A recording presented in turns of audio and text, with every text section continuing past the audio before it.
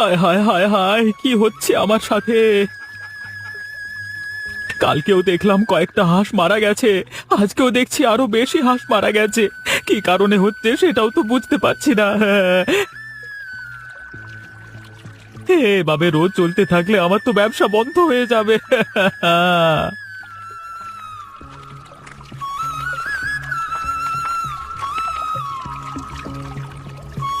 কি হয়েছে ভাই? তুই এমন ভাবে কান্নাকাটি করছিস কেন? দেখ না, সকাল সকাল আমার সাথে কি হচ্ছে। আমার কতগুলো হাঁস মারা গেছে দেখ। সেটাই তো দেখছি রে। কিন্তু সাধারণত হাঁস মুরগি এগুলো তো গরমকালে বেশি মরে, শীতকালে কিসের জন্য মারা যাচ্ছে? সেটাই তো বুঝতে পারছি না রে। এবার মনে হয় আমার ব্যবসাটা বন্ধ করে দিতে হবে রে। ভাই তুই মন খারাপ করিস না, দেখবি ঠিক একটা না একটা উপায় বেরিয়ে আসবে। ও ওপরওয়ালা আমার সাথে কেন এমন করে জানি না। আমি তো কোনোদিন কারোর ক্ষতি করিনি, তাহলে আমার আমার সাথে কেন এমন হবে? এই তো ঠিক হয়েছে। বড্ড উপরে উঠেছিলিস তাই না? এবার বোঝ কেমন লাগে। নিজের মনে কি সব বিড়বিড় করছিস? কিছু বলবি নাকি?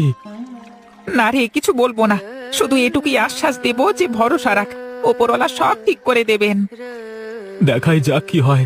চুপ করে বসে থাকা ছাড়া তো আর কোনো উপায় নেই। রাজা বলেছিস। আচ্ছা তুই তোর কাজ কর, আমি যাই রে, আমার আবার দেরি হয়ে যাচ্ছে। হ্যাঁ হ্যাঁ, তুই যা, আমি আমারটা সামলে নেব।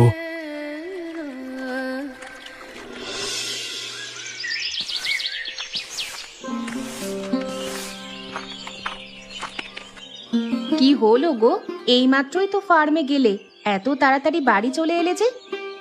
এবার মনে হয় আমায় ব্যবসা বন্ধ করতে হবে। যা দিনকাল পড়েছে, এ ব্যবসায় আর লাভ করতে পারবো বলে মনে হয় না। কেন গো, কি হয়েছে? তুমি এভাবে ভেঙে পড়ছো কেন? প্রত্যেক দিন কয়েকটা করে হাঁস মারা যাচ্ছে। এভাবে যদি হাঁস মারা যায়, সব শেষে আমি ব্যবসা করব কি করে? কেন গো, আজকেও কি আবার হাঁস মারা গেছে? মারা গেছে বলেই বললাম। আর ভালো লাগে না গো এসব। এত কষ্ট করবার পরও যদি দুটো পয়সা হাতে দেখতে না পাই, তাহলে লাভ কি? আচ্ছা, একটা কাজ করলে হয় না? যদি এই মরে যাওয়া হাঁসগুলোকে আমরা পুড়িয়ে তন্দুরি করে বিক্রি করি, তাহলে কেমন হবে? কিন্তু এভাবে মরা হাঁস বিক্রি করলে গ্রামের মানুষ তো ভয়ে কিনবে না। তুমি গ্রামের মানুষকে বলবে কেন? না বললেই তো হয়ে যাবে। আমরা তো জানি এই হাঁসগুলো কোনো রোগে মারা যায়নি, প্রচন্ড ঠান্ডার কারণে মারা গেছে। তাহলে এটা আমি কি করব? তুমি পরিষ্কার করে তোমার মতামতটা তো দাও। হ্যাঁ গো হ্যাঁ, করো। দেখবে তোমার দোকানে অনেক বিক্রি হবে। আর এই শীতকালে গরম গরম হাঁসের মাংসের তন্দুরি খেতে কার না ভালো লাগে? আর যদি দামটা একটু কম রাখতে পারো, তাহলে মানুষকে দিয়ে কুলাতে পারবে না, এত ভিড় হবে। ঠিক আছে, তাহলে এবার থেকে আমি এ ব্যবসাটাই শুরু করব। ঘাটের পাশে একটু জায়গা তো পড়েই আছে, হাঁসের ফার্মের পাশেই দোকান খুলে ফেলবো। তুমি বুদ্ধিটা দিয়ে আমাকে বাঁচালে গিন্নি। আমি তোমায় বিয়ে করেছি, তুমি আমার স্বামী, দুজনেই তো দুজনের কাজে লাগবে, তাই না?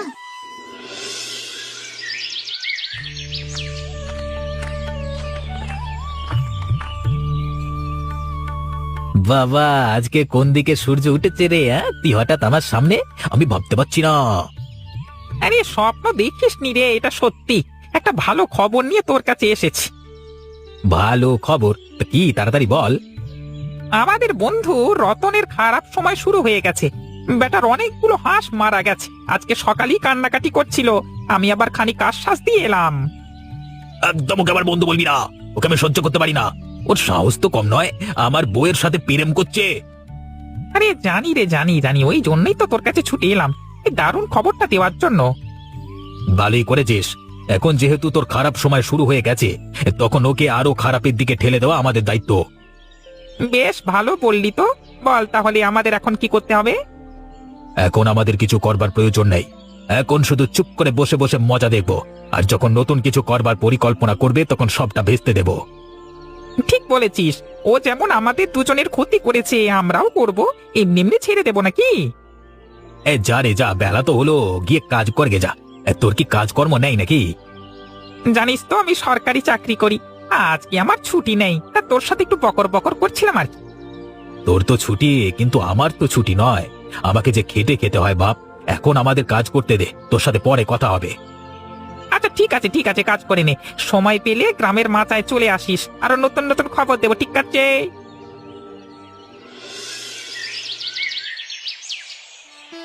ব্যাস, মোটামুটি একটা প্যান্ডেল করে ফেলেছি। আপাতত কদিন এখানে দোকানটা খুলে দেখি কেমন ভিড় হচ্ছে, তারপর না হয় পাকাপোক্ত একটা দোকান খুলবো।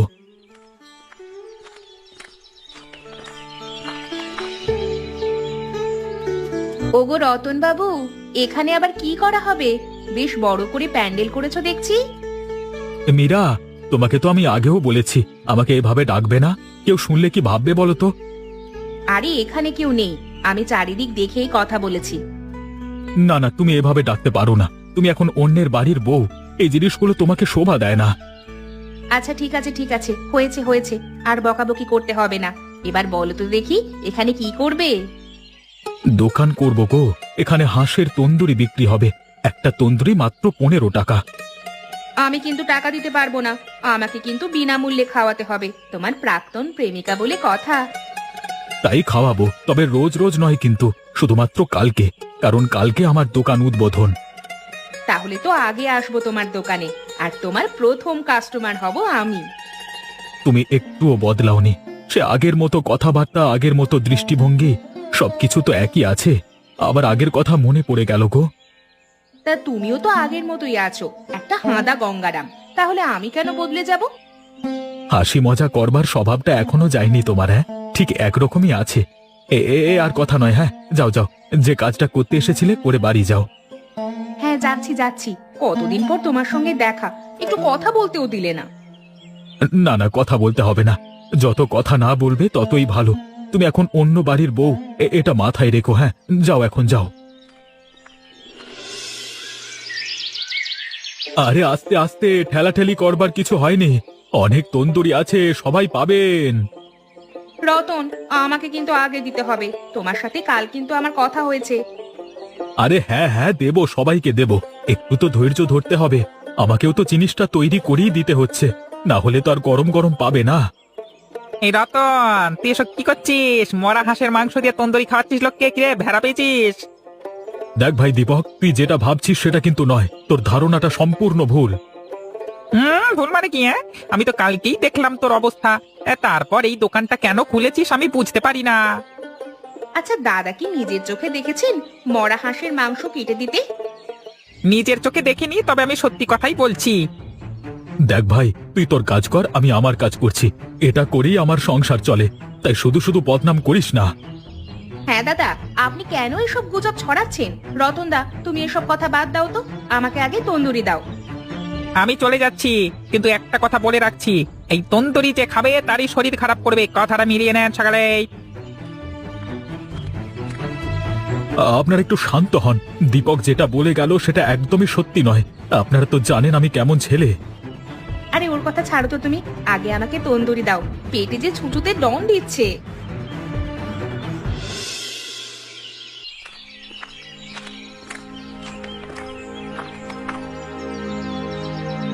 গিন্নে, কি হয়েছে গো? তুমি এমন সময় শুয়ে যাও না?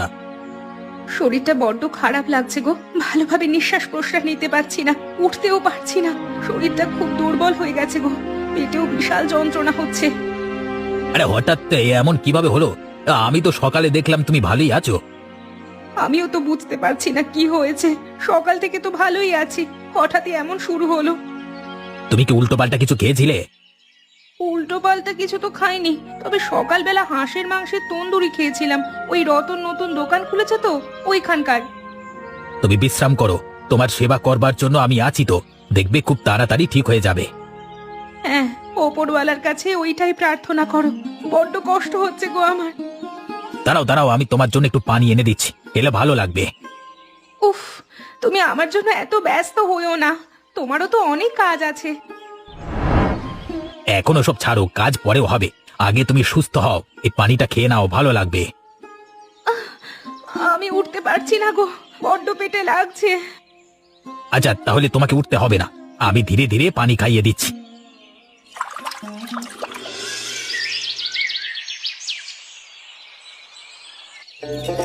বাবুর মুখে খুব হাসি যে, মনে হচ্ছে অনেক টাকা লাভ হয়েছে। হ্যাঁ গো গিন্নি, তোমার বুদ্ধি কাজে লেগেছে। আজকে অনেক টাকার বেচা কেনা হয়েছে। দেখলে তো, তুমি পারলে তো। আমি বলেছিলাম তুমি পারবে। হ্যাঁ গো হ্যাঁ, তুমি সাথে থাকলে আমি সবকিছু করতে পারবো। এভাবেই বিপদে আপদে আমার সাথে থেকো। হ্যাঁ গো হ্যাঁ, আমি তো তোমার সাথে 7 জন্মের জন্য আছি। এবার খাওয়া দাওয়া করতে হবে তো নাকি? হ্যাঁ খাবো তো, প্রচন্ড ক্ষুধা লেগেছে। তার আগে এই টাকাটা তুমি রাখো, তোমার হাত খরচা। তোমার যাতে যত ইচ্ছে হবে তত খরচ করো। আরে এসবের দরকার নেই গো, আমার সাথে তুমি থাকো তাহলেই হবে। তুমি তো আমার সব আবদার পূরণ করো, তাহলে এসবের আবার দরকার কি? কেন গো, আমি ভালোবেসে দিচ্ছি, তুমি নেবে না? 7টা নয়, 5টা নয়, একটা মাত্র বউ আমার। নাও না, ধরো। তুমি পারো বটে। কেন এমন বলছো? তোমাকে ভালোবাসবো না তো কাকে ভালোবাসবো বলো? তুমি শুধু আমাকেই ভালোবাসবে। এবার চলো গো, খেতে হবে, অনেক বেলা হয়েছে। আর একটা কথা, বেশি টাকা ইনকাম হচ্ছে বলে বেশি খরচ করব এমন মনোভাব যেন তৈরি না হয়। যেমন ভাবে চলছিল তেমন ভাবেই চলবে, ঠিক আছে? বাকি টাকাটা জমাবো আমাদের ভবিষ্যতের জন্য। তুমি যেমন বলবে তেমনই হবে গিন্নি। এজন্যই তো তোমাকে এত ভালোবাসি। হ্যাঁ, এবার কিন্তু আমার লজ্জা করছে। আমার কাছে লজ্জা পেলে হয়? আমি তো তোমার বর, বলো। তোমার সাথে হাসি মজা ইয়ার্কি সবকিছুই করব আমি। সব শেষে তোমাকে খুব ভালো রাখতে চাই আমি। ভাগ্য করে একটা বর পেয়েছি। তুমি সারা জীবন এমনই থাকো, কোনোদিন বদলে যেও না, তাহলে কিন্তু তোমার এই বউটা খুব কষ্ট পাবে।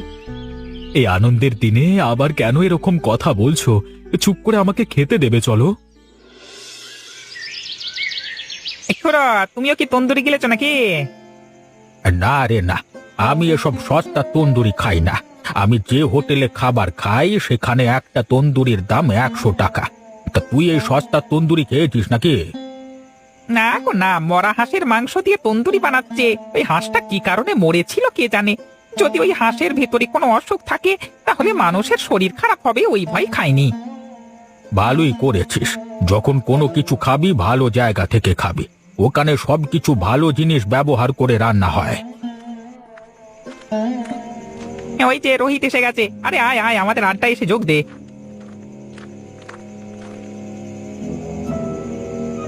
কি খবর রে রোহিত? তোকে যা দেখতে পাওয়া যায় না। বাদ দাও না সব, মন মেজাজ একদম ভালো নেই। বই শরীরটা খারাপ, কিছুতেই ভালো যাচ্ছে না। তেলে বেরিয়ে যাচ্ছে, কি যে করো কিছু বুঝতে পারছি না। বলা বিরক্ত লাগছে। হ্যাঁ, তোর বউ তো আজকে তন্দুরি খেতে গিয়েছিল। আমি কত করে সবাইকে বারণ করলাম, আমার কথা কেউ শুনলো না। এর সাথে আবার তন্দুরি কি সম্পর্ক? আমি কিছু বুঝতে পারছি না। বুঝতে হবে, ওই রতন মরা হাঁসের মাংস দিয়ে তন্দুরি করছে, তাই জন্য এই রোগটা হচ্ছে। এখন তো শুধু তোর বউয়ের হয়েছে, পরে শুনতে পাবি গোটা গ্রামের হচ্ছে, কারণ একটাই। না না না, এটা তো হতে দেওয়া যায় না। তাহলে এই তন্দুরি বিক্রি আমাদের বন্ধ করতেই হবে। যদি আমার বউয়ের কিছু হয় না, রতনকে ছেড়ে দেবো না। ও দোকানে ওই কালকে গিয়ে ভাঙচুর করে দেবো। না না, ওটা করিস নে, মাথা ঠান্ডা কর। কালকে সকালে আমরা সবাই মিলে রতনের বাড়ির সামনে যাব, গিয়ে বলে দেব দোকান যেন না করে, ব্যাস তাহলেই ঝামেলা মিটে যাবে। হ্যাঁ ভাই, পুরো ঠিক কথাই বলছে। ভাঙচুর করলে সেখানে আবার আমরা দোষী হয়ে যাব, বুদ্ধি দিয়ে ভাবতে হবে।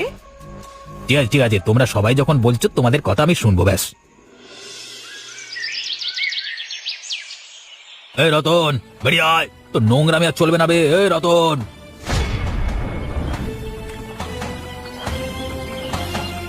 কি হয়েছে? আমার বাড়ির সামনে এত ভিড় কেন? তোর দোকান আমি আর খুলতেই দেবো না শালা। মানুষকে মরা হাঁসের তন্দুরি খাওয়াচ্ছিস, নিজের লাভটা তো বুঝে নিচ্ছিস, আর যারা খাচ্ছে তাদের যে শরীর খারাপ হচ্ছে সেটা ভাবতে হবে না। আরে না না, আপনাদের কোথাও ভুল হচ্ছে, আমরা এমন কিচ্ছু করছি না। বৌমা, আমরা কিন্তু তোমার সাথে কথা বলিনি, তাই মাঝে কথা বলাটা তোমার ঠিক হবে না, ঠিক আছে? আচ্ছা, মরা হাঁসের তন্দুরি বিক্রি করিস নি তো? তাহলে রোজের যে তোর হাঁস মরে যাচ্ছিল সেগুলো কোথায় গেল? কোথায় গেল? কিরে রতন, চুপ করে বসে থাকিস না, উত্তর দে। হ্যাঁ, আমরা মরা হাঁসের তন্দুরি বিক্রি করছি, তবে সেই তন্দুরি খেয়ে কারো শরীর খারাপ করতে পারে না।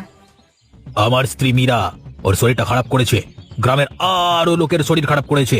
যারা যারা তোদের তন্দুরি খেয়েছে না তাদের বাড়িতে রোগ বাসা বেঁধেছে। এরপরেও কি তোদেরকে নির্দোষ বলবো? দেখ, আমরা কিন্তু কোনো ঝামেলা চাই না, তাই ভালোভাবে আমাদের কথাটা মেনে নে। আজকের পর থেকেই তন্দুরি কিন্তু বিক্রি করবি না। তাহলে আমি সংসার চালাবো কি করে? সেটা তোর সমস্যা। আমরা আমাদের সমস্যা মেটাবো, তোর সমস্যা মানে দেখতে যাব না। ঠিক আছে, আপনারা যেমন বলছেন তেমনই হবে। আমরা আর ওই তন্দুরি বিক্রি করব না। এবার খুশি তো আপনারা? আরে আমরা তোর ভালো দেখতে যাবো না রে গাধা। আরে আমরা গোটা গ্রামের মানুষের ভালোটা আগে দেখবো, তাই এটা করতে দেবো না। তুই অন্য ব্যবসা দেখে এনে, ঠিক আছে?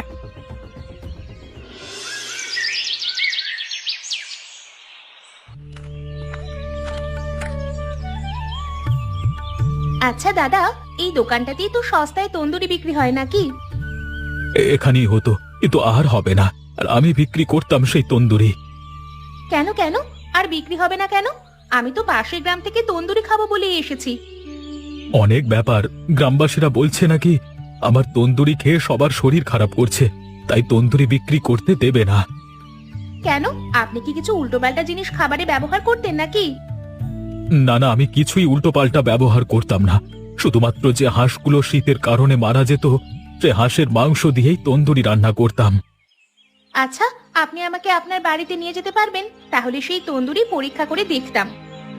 হ্যাঁ হ্যাঁ, চলুন, আপনাকে তন্দুরি রান্না করে খাওয়াবো। আপনি যদি খেতে চান তবেই। হ্যাঁ, আমি কেন খাবো না? আমি তো পাশের গ্রাম থেকেই তন্দুরি খাওয়ার জন্যই আসছিলাম। চলুন তাহলে, আমার খাওয়াও হবে, আপনার কাজও মিটবে। আপনি যদি প্রমাণ করতে পারেন এই তন্দুরিতে কিছু নেই, তাহলে আমি আবার ব্যবসা শুরু করতে পারবো। আপনি চিন্তা করবেন না, আমি চেষ্টা করে দেখব। যদি প্রকৃত কিছু না পাই, তাহলে আপনার ব্যবসা আবার আরম্ভ করে দিতে আমি সাহায্য করব। আমি একজন ডাক্তার হয়ে আপনাকে কথা দিচ্ছি। তাহলে আসুন আমার সাথে।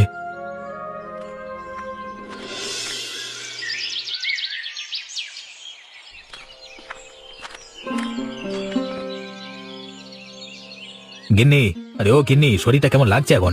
আমি তোমার জন্য খাবার নিয়ে এসেছি। শরীর খারাপ দিনের পর দিন আরো বেড়ে চলেছে।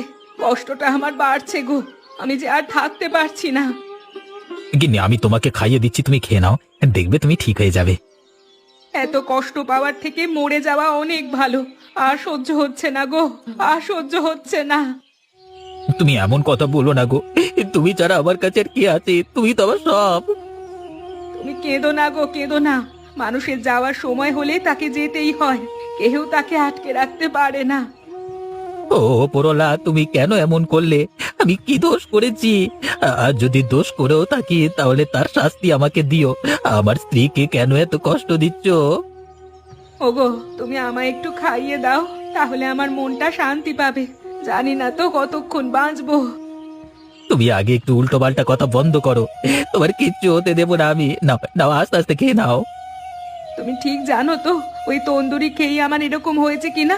কারণ শুধু শুধু একটা মানুষের ওপর দোষ চাপিয়ে দেওয়া ঠিক হবে না। হ্যাঁ, আমি সম্পূর্ণ জোর দিয়ে বলছি, কারণ যে যে ওই তন্দুরি খেয়েছে, সকলের বাড়িতে রোগ। এখন এসব ছাড়ো, তুমি আগে সুস্থ হয়ে ওঠো, তারপর ওর ব্যবস্থা করছি। তুমি ছাড়ো ওসব। আমি যতক্ষণ বেঁচে আছি ততক্ষণ আমার কাছে থেকো, আমার মনটা অন্তত শান্তি পাবে।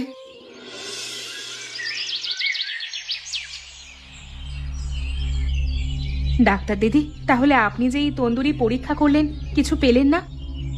না না, এই তন্দুরি খাওয়া তো খুব উপকার। আমি পরীক্ষা করে দেখলাম, যে রোগগুলো হয়েছে সেটা তো এক প্রকারের মহামারী। এই তন্দুরি খাওয়ার সাথে সেটার কোনো সম্পর্কই নেই। কি বলছেন কি? হ্যাঁ রতন বাবু, আমি ঠিক কথাই বলছি। আর একটা মজার ব্যাপার, এই তন্দুরিতে আমি এমন এক ব্যাকটেরিয়া পেয়েছি, যা এই তন্দুরি খেয়ে সেই মহামারীর ওষুধ রূপে তৈরি করে ফেলেছে। যার সেই রোগ হয়েছে, সে যদি এই তন্দুরি বেশি করে খায়, তাহলে তার রোগ আগে সেরে যাবে। তাই নাকি? তাহলে ডাক্তার দিদিকে আরো বেশি করে তন্দুরি দাও। আপনাকে কিন্তু কালকে গোটা গ্রামের সামনে বলতে হবে এই কথাটাই। হ্যাঁ বলবো, 100 বার বলবো, 1000 বার বলবো। সত্যি কথা বলতে ভয় কিসের? ডাক্তার দিদি, আপনি আমাদের ব্যবসাটা আবার হয়তো ফিরিয়ে দিতে পারেন।